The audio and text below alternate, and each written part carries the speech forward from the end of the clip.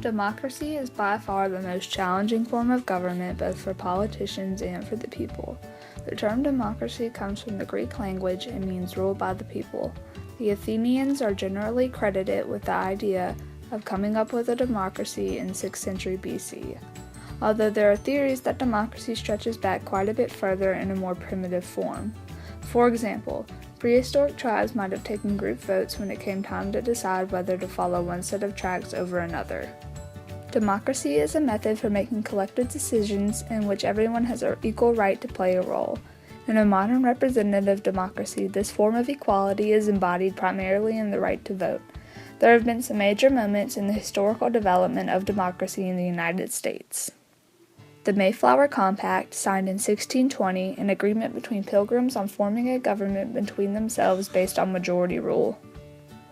In 1791, the United States Bill of Rights was ratified, protecting individual rights and creating a compromise between state and federal governments. And with the help of more important moments, democracy has developed into what it is today. Our present-day government has developed into more of a democratic republic. When deciding the type of government we would have, different aspects of each were looked at. A full democracy would never work. The past showed that. And a democratic republic did not give each branch equal power. So democracy and republic were joined together to create an equal government. Power in the government remains split into direct, where everyone has a chance to vote on things like the House, and indirect, like the Electoral College voting for our president. Our government is a democratic republic, so that our three branches, legislative, executive, and judicial, have limited power, and this creates a system of checks and balances. Our government not only works by a system of checks and balances, but there is a division on the laws either state or government control. Modern-day government works in ways that range from limitless terms for the Senate to 2 terms for the President. But the overall view incorporates diversity, transparency, and civil liberties from democracy and balance and power from republic to create one super government for the people. Really, the main precondition of democracy during this time is to have a sophisticated and educated citizenry. People can get tripped up when it comes to democracy and the power that it holds.